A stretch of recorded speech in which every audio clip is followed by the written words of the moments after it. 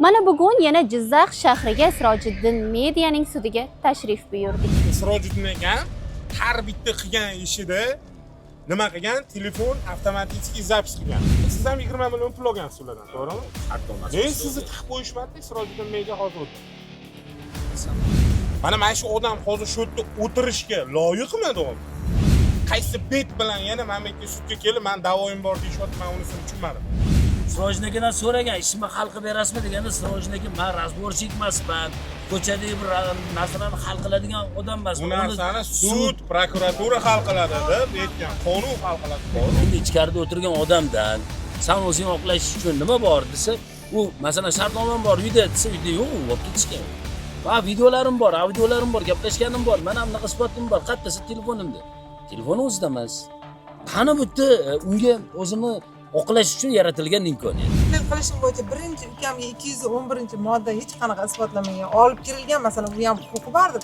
Ikkinchi, hech qanaqa nimasiz, ani tintuvga ruxsatsiz. Qani bu yerda to'g'ri narsa. Просто men logичный fikrlaydigan bo'lsa, bilmayman bular nima qilishmoqchi bo'ldi. Pastarxonda Siroj akamga kimdir qasdi bormi yoki tergovchilar tergovni shundoq chala savodlik bilan olib borgan ekani ko'rinib turibdi degandim.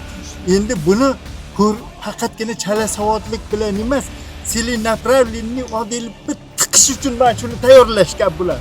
Tergovchilar, pastarxon xodimlari, pastarxonmi tergovchilari, qachon yig'ishtirasanlar? Qachon yig'ishtirasanlar? Afsus, uyatsanlarga. Bitta men xafa bo'ladiganim, endi uni ijtimoiy xafa unaqa darajada emas edi, ochiqdan qatnashgan bo'lardi, orqasiga daromad qo'yib nima qilsa bo'lardi. Meni o'zimda taxminimda endi aniq ma'lumotman, kimnidir kattaroq odam dumini bosib olgan deb o'ylayapman. Bu narsalar juda mayda-chuyda ishlar deb o'ylayapman men. nima qilishyapti, men tushunmayapman. Kulgili holat, boshqa hech narsa emas. Dalil bor, isbot bor, hamma narsa bor. Mayli deb yana depozitga yana pulligini ham qo'yib bergan. Ani minnatdor bo'lib, rahmat, ishim bitdi, Alloh rozi bo'lsin deb turgan odamlarni puli ham qaytarib qo'yilganda depozit. Oldi desa ham jinoyat bo'lib qoladi. Ha, o'sha aytolmanda, endi bu yerda hozir sud prosesida bu narsa ko'riladi, Oybek aka. Buni hozir Siroj akam aybdor degan yoki boshqa degan narsa yo'q. Kechalari telefon qilgan, kunduzi uxlayotganda telefon qilgan. Ana gaplarini ham eshitdilar. Oxiri rahmat aytgan. Mana men Qur'on o'qiyman. Men umralarga borganman, sizni duo qilaman degan va hozir umuman boshqasini eshitib turibmiz. Ana shu oilamni qishda eng 17 gradus sovuqda ko'chada qolib ketgan paytdan kvartiraga joylashtirib keldim men shu. videolaringlarni chiqaruvdilar, podvolda bo'lganmi deydilar. Yo'q, Qashqadaryoda boshqa u. Menikini uspet qilmadi chiqarishga. Lekin chiqarmoqchi edi. Bizni kuzatishda davom eting, hurmatli kuzatuvchim. Eng yaxshisini sizga ilinamiz. Masofalar uzoq bo'lsa-da, duolarda yaqinlashadigan qalblar bor. Bu jumlalar aynan Sirojiddin Medianing xolis va sevimli kuzatuvchilariga ataladi. Mana bugun yana Jizzax shahriga Sirojiddin Medianing sudiga tashrif buyurdik. Ya'ni Sirojiddin aka har bitta qilgan ishida nima qilgan? Telefon avtomatik zapis qilgan. Ularni qanaqa rahmat aytayotgani, nima deyotgani, ya'ni biz bu narsalarni eshitdik-da. Bitta yana qiziq narsa. Qarang aka, siz ham 20 million pul olgansiz ulardan, to'g'rimi? Shartnomasi. Men sizni tiqib qo'yishmadi, Sirojiddin Media hozir o'tir. Bilmasam aka. Shartnomam bor men. Shartnomangiz, unda ham shartnoma bor. Bor. Lekin Sirojnikiga bitta narsada qarang, e'tibor qiladigan tarafi bular summani 15 million, 20 million deyapti-yu. To'g'risi men bormayman. Mana Sirojniki o'z xarajat, mana 15 million, 20 million desa, o'bshi hisobini 7 marta, 8 marta Navoiyga yo bir joylarga borganlar, viloyatlarga. Har bir borish xarajati nolga teng bo'ladi. Yo'q, u narsani ko'rdik mana shu jarayonida ham. Yana menga qiziq bo'layotgan narsa, mana hozir prokurorga ham savol berdim-da. Prokuror, sizga bitta savolim bor. Bu provokatsiya emas, bu boshqa emas, savol beraman. Shuncha mana prosesni ko'rib turibsiz. Bu yoqdan keltirilayotgan dalillarni ko'rib turibsiz. Mana shu odam hozir shu yerda o'tirishga loyiqmi, to'g'rimi? Prokurorga. Ha, men javob bermayman dedilar, ketdilar. Mayli, javob bermaslik avvalambor prokuror o'zini bo'ynida. No, bitta narsani men tushunib yetdim. Birinchi o'rinda odam 200 kilometr bo'lish kerak emas-da, prosta. Ishi bityapti, rahmatli aytishyapti. Telefonda o'rtoqlar kim nima deydi, nima qo'yadi qiziq emas. Dalillari turibdi. rahmatli yetib ishi bitgani to'g'risida, boshqasi to'g'risida-yu hammasi to'g'risida rahmatini aytishyapti-da, qaysi bet bilan yana mamlakatga sudga kelib, men da'voyim bor deyishyapti, men unisini tushunmadim. Yana eng qizig'i hammasi bitta joydan.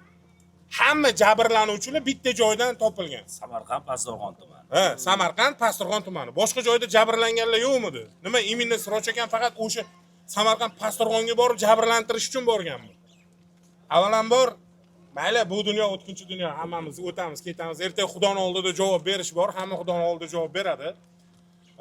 Men nima demoqchiman? Dalillari bilan u yoq tarafni da'volari bir-biriga solishtiradigan bo'lsa, o'tgan safar ham aytdim. Aqli bor yurist просто ko'rsa bu narsani kuladi-da. Kuladi. Oddiy yuridik tushunchasi yo'q odam ham bu jarayonni ko'rsa kuladi просто. Hozir o'sha Sirojiddin akaga meni ishimni hal qilib beraman deb pul oldi degan yozib bergan odamlarning audiosini eshitdik. Mana hamma eshitdi, faqat biz emas, hamma. Sirojiddin akadan so'ragan, ishimni hal qilib berasizmi deganda Sirojiddin aka, men razborchik emasman. Ko'chadagi bir narsalarni hal qiladigan odam emas. Bu narsani sud, prokuratura hal qiladi deb aytgan, qonun hal qiladi deb aytgan. Shunaqa ovozlar turibdi, lekin shunaqa bo'lsa-da ayblov qo'yilgan va 165 bilan sudga ish taqdim qilingan. Tergovda anaqa Jahongir bitta masalan endi rasani xafa bo'lgan, masalan bizda inson huquqlari degan narsalar bor-da. Hozir mana sizlar hamma guvoh bo'lib turibdi.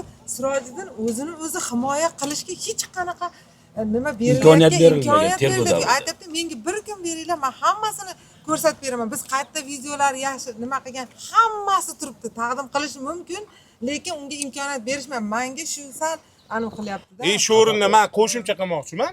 Mana shu tergov jarayonida Sirojiddin Odilov o'zini telefonini so'ragan, kerakli hujjatlarni so'ragan, bularni yolg'on gapirayotganini shu joyda isbotlab beraman deganda ham ularga imkoniyat berilmagan. Birinchi telefon o'zi 1 oyda qaytarib berish kerak bo'lingan telefoni 3 oydan keyin birinchisi qaytarib berilyapti, ikkinchi telefon hali qo'liga qaytib berilmagan.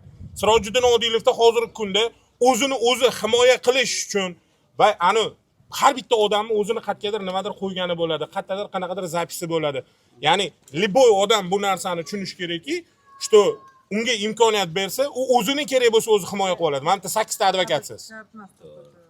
Lekin unga u imkoniyat berilmayapti. Tergov jarayonida ham berilmayapti. Aka bir minut. Huquqi bormidi, yo'qmidi shu? Huquqi bor. Huquqi bor. Nima advokatlar so'ramadi? Nimani? Shuni. Telefonlarni so'ragani bilan oddiy savolga javob bergisi kelmayapti-ku odamlar. Ko'rdik, sudni ko'rdik ahvolni. Qanaqa sudsiz? Mana o'zim tahlil qilishim bo'yicha birinchi ukamga 211-modda hech qanaqa isbotlamagan, olib kirilgan, masalan, u ham huquqi bordir. Ikkinchi hech qanaqa nimasiz, tintuvga ruxsatsiz hamma joy tintuv qilingan. O'sha narsaga nima sababdan mana qonun hamma uchun barobar. O'zbekiston Respublikasi fuqarolari u qaysidir organ bo'lsin, vakolatli shaxs bo'lsin, oddiy fuqaro bo'lsin, hamma uchun qonun barobar degan joyda meni tushunmayotgan narsam ordersiz kirib tintuv o'tkazish. Ikkinchi masala, ana yerda oti nima edi? Pora berishga urinish degan statya bilan sanksiya qo'yilib, u statya birdaniga piq etib yo'q bo'lib boshqa statya bilan shuni olib kirib qo'yishyapti. Qani bu yerda? To'g'ri narsa. Просто men logичный fikrlaydigan bo'lsa, bilmayman bular nima qilishmoqchi bo'ldi. Pastorg'onda Siroj akamga kimdir qasdi bormi yoki men unisini tushuna olmayman. Hurmatli o'sha mana shu nima deydi, Oliy suddan mana shu tergov qilish jarayonidagi mas'ul insonlardan, shaxsan Ichki ishlar vazirimizdan mana shu jarayonlar tekshirishga bizga yordam bersin. Bitta inson masalan xalq uchun yonib, mana ko'rdinglar, hamma kulvordi, qarsak choldik, uni o'zini isbotlashga uringaniga bizga ko'mak berishinglar so'raymiz. Bizni kuchimiz yetmayapti. Biz masalan oddiy fuqaro boring. Mana hozir o'rnida Shuhrat bo'lishi mumkin, Jahongir bo'lishi mumkin, Sardor bo'lishi mumkin, Siroj kim bo'lsa bo'lsin, ularni ham mana shu qarshi jabrlanuvchi bilan meni tushunishimcha, men unaqa yuridik ma'lumotim yo'q, teng huquq bo'lish kerak deb hisoblayman. Iltimos mana shuni tekshirish uchun o'sha nima qilishimiz kerak bo'lsa aytinglar, biz qilamiz. Xizmat tekshiruv o'tkazilsin demoqchisiz. Nazoratga olishni xohlaymiz. Yo'q, mana bir narsa borda, bitta odam masalan olib ketildi. Uni olib ketgandan keyin u ichki ishlar ixtiyorida bo'ladi. Xohlaymizmi, yo'qmi? Uni ixtiyorida bo'ladi. Endi uyga kelib, tintuv qilib, telefoni, shartnomalari, qog'ozi, hamma narsalarni olib ketildi. Endi hamma isbot haligi odammi, hamma isbot dalili ichki ishlar qo'lida bo'ladimi? Bo'ladi. Endi ichkarida o'tirgan odamdan sen o'zing oqlash uchun nima bor desa, u masalan shartnomam bor uyda desa, uyda yo'q, u olib ketishgan uni. Va videolarim bor, audiolarim bor, gaplashganim bor, mana bunaqa isbotim bor, qattasi telefonimda. Telefoni o'zida emas. Qani bu yerda unga o'zini oqlash uchun yaratilgan imkoniyat. Yo'q, nolga teng bo'lgan. Ana shuning uchun Sirojin akani hozir ayblab olib kirishgan. Mayli, biz hozir o'sha nima deydi, to'ydan oldin nog'ora chalmoqchi emasmiz. Biz hozir oxirgi sud hukmini kutamiz. Keyingi seshanba albatta muzokara bo'ladi. Muzokaradan keyin maslahatga sudga kiradi va undan keyin biz bor narsani borligicha yana aytamiz. Umidimiz bor. Biz sudlarni yo prokurorni ta'sirini o'tkazyapti degan ma'noda qanaqadir bir videoda tayinlab beramiz. Hech kim bunaqa fikrda emas. Hammamiz odilona, qonuniy, adolatli qaror chiqishini xohlayapmiz. Tushunaman. To'g'rimi? Masalan, bosim qilish niyati yo'q. Ayrimlarni internetda chiqarib, har xil narsani chaynayapti-yu, ularga yarashadi. Ha, ularga yarashadi chaynash. Lekin biz bor narsani borligicha gapiryapmiz, bor narsani borligicha ko'rsatyapmiz. Agar sud zalida bo'layotgan gaplarni chiqib biz hozir aytayotganlarimizni orasida bitta yolg'oni bo'lsa, mana shuncha odam o'tiribdi. Aytsin, mana bu yerda Jahongir To'laganov noto'g'ri yolg'on gapirdi, yo Shuhrat Musayev, yo Otabek Jo'rayev, yo Sardor Sharof, xullas, mana shu yolg'on gapirdi bular. Sudda bunaqa narsa bo'lmaganda desin. Unaqa gap yo'q. Biz borini boricha aytamiz. Vaholanki sudda qatnashmagan, sudda bo'lmagan, mana shu holatdan umuman xabar yo'qlar chiqib og'ziga kelganda gapiryapti. Mana shu jumlada aslida shular noto'g'ri qotganini tushunsin odamlar. Keling. Assalomu alaykum. Mana bugun navbatdagi Sirojiddin Odilov ishi bo'yicha navbatdagi sud majlisida Sirojiddin Odilov so'roq berdi. Sud tergovini berdi. Ko'rsatmalarini berdi. Ko'rsatmalaridan keyin advokatlar, sudya, prokuror savollar berishdi. Bitta narsa, mani yana bir narsaga ubeditsiya qildimki, bu boshida oldingi safar intervyularimda birida aytgandimki, bu ichki ishlar xodimlari, tergovchilar tergovni shundoq chalasavodlik bilan olib borgan ekani ko'rinib turibdi degandim. Endi buni faqatgina chalasavodlik bilan emas, selinapravlenniy Odilni tiqish uchun mana shuni tayyorlashgan bular. Uyushtirilgani ko'rinib turibdi. Buni haligi jabrlanuvchilarni bergan ko'rsatmalari bilan ularning so'zlashmalarini audio yozuvlari taqdim qilinganda teskariligi bu Odilov haqiqatan selinapravlenniy buni o'tkazishga ichki ishlar harakat qilingani ko'rinib turibdi. Ayrim xodimlarda endi tergovchilar, Pastarg'om xodimlari, Pastarg'ommi tergovchilari qachon yig'ishtirasanlar? Qachon yig'ishtirasanlar? Afsus, uyat sanlarga, uyat. O'zimizga bir dushmanona qabul qilmaymiz. Tanqidli fikrlar bildirasiz faollarga nisbatan. Hozirgi mana Sirojin aka sudda qatnashib, eshitdingiz, guvoh bo'ldingiz. Nima deya olasiz? O'zingiz fikringiz. Avvalasi mushkuli oson bo'lsin bu odamda. Men misol uchun o'zini shaxsan tanimasam ham efirlarini ko'rardim. Bir vijdoni uyg'oq odam edi. Misol 1 million obunachi o'zidan o'zi kelmaydi. Demak, nimadir yaxshi tomoni, bir savodi yo odamlarga foydasi tekkandir-ki, mana shuncha odam qatnashyapti.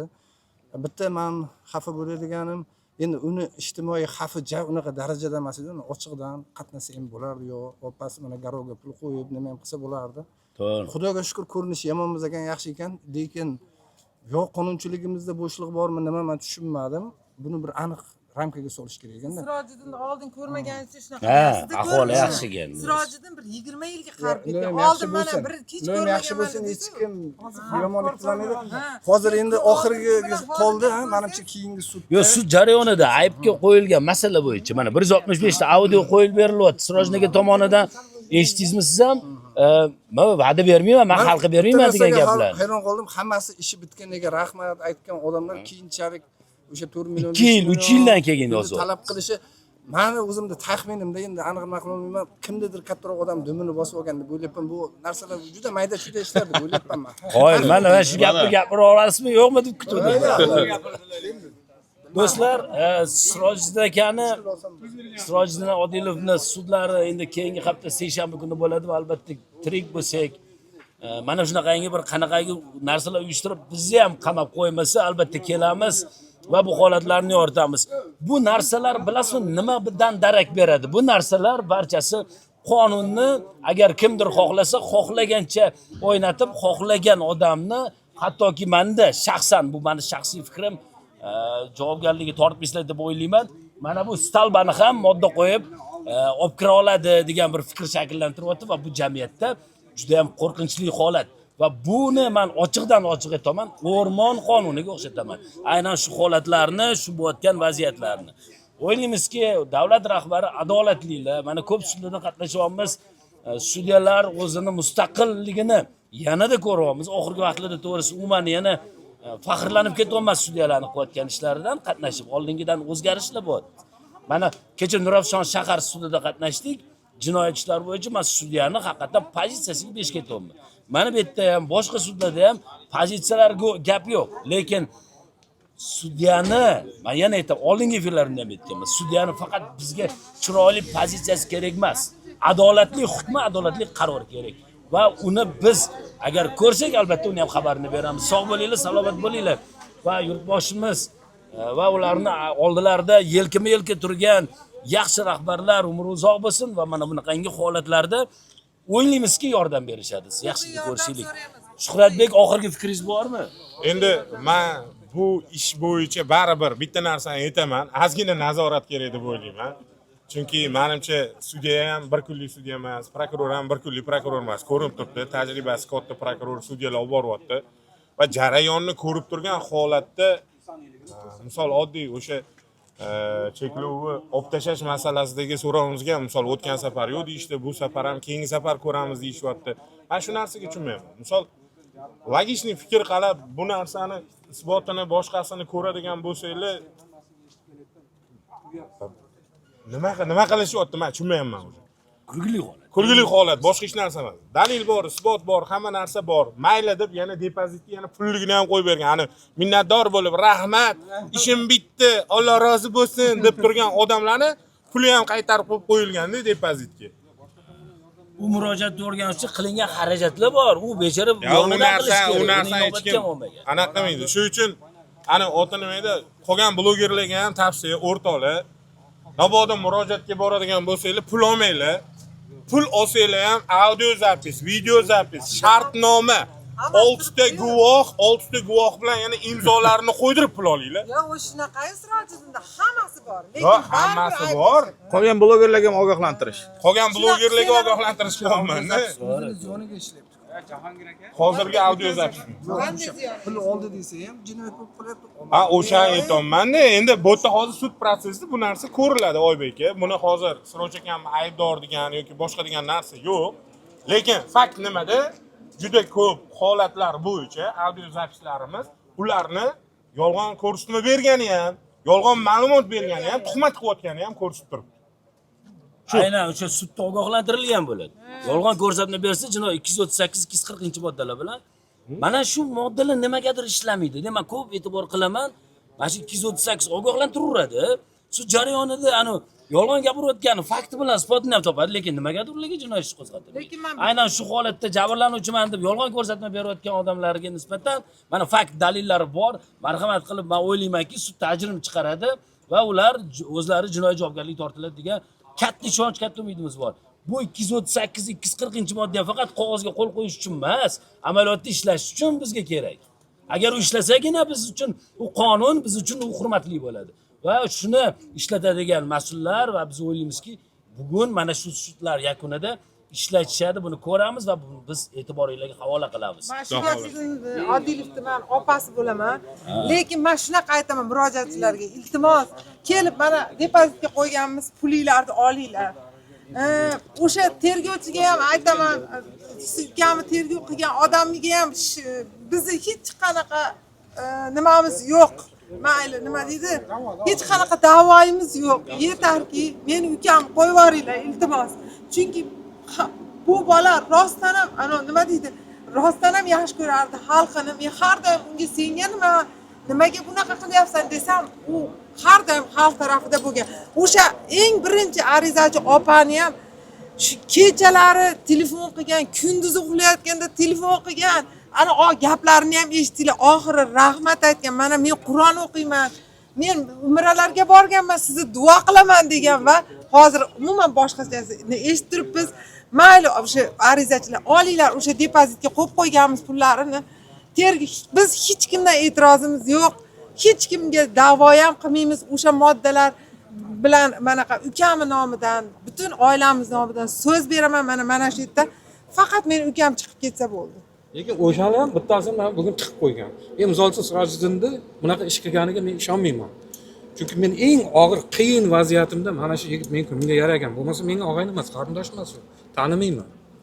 Katta pulni talab qilgan bilan qo'rqitgan bilan. Yo'q. Bu umuman bo'lmagan. Men shuni eshitib hayron bo'lib, mana sudini qoldirmay qatnashib kelyapman. Mana oilam turibdi. Mana shu oilamni qishda eng 17 gradus sovuqda ko'chada qolib ketgan paytdan kvartiraga joylashtirib kelgan mana shu. Videolaringlarni chiqaruvdilar, podvolda bo'lganmi deydilar. Yo'q, Qashqadaryoda boshqa u. Menikini uspet qilmadi chiqarishga. Lekin chiqarmoqchi edi. Ha, yordam berishga bo'lgan. Lekin iqtisodiy tomondan yordam berdi. Kvartira pullarini to'lab berdi. Yonlaridan qildi. Ana shu, lekin hech qayerda aytmagan bu gapni. Sirojiddin aytmagan. Hozir ham sudda aytsa bo'ladi. Yordam qilganlarim bor. Mana o'tiribdi. Hozir ham aytgan. Uni vijdoni qo'ymayapti shu narsani aytishga. Men qo'l ko'taryapman. Ayting, yaxshi tomonlarni ayting deyapman, aytmayapti. U vijdonli yigit. Uni rishirkaning ichida o'tirishi noto'g'ri. Qarab turibsiz, nimadir demoqchisiz. Men shu hozir shu Sirojiddin media suhbatida qatnashdim. Shu tomoshabin sifatida bir narsaga urg'u berdim. Shu sudlar yo tergovda bitta narsa qolib ketyapti. 22-yilda bo'lgan voqea, 24-yilda voqea, 2 yil, 3 yil oldingi voqea. Shunga hayron qilyapman. Nimaga bu 1 oy oldingi bo'lmagan, yo 10 kun oldingi bo'lmagan, mayli 6 oy oldingi bo'lmagan, qayerda 3,5 yil oldingi bo'lgan voqealarga da'vo arizasi kirib, bu qanday bu men tushunmadim mana shu yerga. Nimaga bu odam yo komaga tushib 3,5 yildan keyin uyg'onib keyin ariza berganmi? Men shu narsalar u bermadim. Nima uchun oxirgacha surishtirmagan? Nimaga o'sha jabrlanuvchilardan savol bermadi siz nima uchun 6 oy oldin ariza bermagansiz? Nima uchun shuncha vaqt o'tib mana shu da'vo arizangizni endi beryapsiz? Yo, unaqa deb qarang, unaqa savol berish kerak bo'lgan odamlarni o'zi yozdirgan bo'lishi ham mumkin arizani. Bizda uni isbot dalillari bor. Murojaat qilib, ariza ber palonchining ustidan, hattoki meni ham ustimdan Jahongir To'laganim ustidan ariza ber degan isbot dalillari, audiolari turibdi. Faqat biz uni e'lon qilmayapmiz xolos. Nima uchun? Masalan, 4-5 ta shunaqa xodimlarni deb butun ichki ishlar tizimiga minus keltirmaylik, ularning obro'sini to'kmaylik degan maqsadda qo'ymayapmiz. Hozir biz uni qo'ysak, odamlar butun ichki ishlarga qarab baho beraveradi-da. Shu taraf ham o'zi noto'g'ri. Aslida unaqa baho berilishi, imенно shu videodagi holat bo'yicha baho berish kerak deb o'ylayman. Bizdagi jamiyat baribir butun tizimga qarab baho berib yuborganligi sababli biz unaqa narsalarni qo'ymaymiz. Mayli saqlab yuramiz. Kerak bo'lsa qo'yamiz deb. Siz tushundingmi? Shu 3 yil, 2,5 yildan keyin murojaat bo'lyapti. Shuni meni hayronman, u odam qachon nima qilgan rasti yo boshqaga ko'chib kelganmi? Nima uchun 1 oy oldin bermagan, 2 oydan keyin bermagan, 3,5 yil bu yangi chaqaloq tug'sa, u 3,5 ga kiradi, o'sha bog'chaga boradigan bola bo'ladi. O'shani men tushunmadim. 22-yil deyapti, 24-yildagi da'vo bo'lgan voqealarga bu muddati bo'lmaydi bu. Bugungi sud jarayonida Sirojiddin Adilovning o'zining barcha haqiqatlarini eshitdik. Sud tergov jarayonlari yakuniga yetdi. Keyingi jarayonlarda albatta hurmatli prokurorimiz va himoyachilarimizning muzokarasiga qoldi. Bizni kuzatishda davom eting, hurmatli kuzatuvchim. Eng yaxshisini sizga ilinamiz.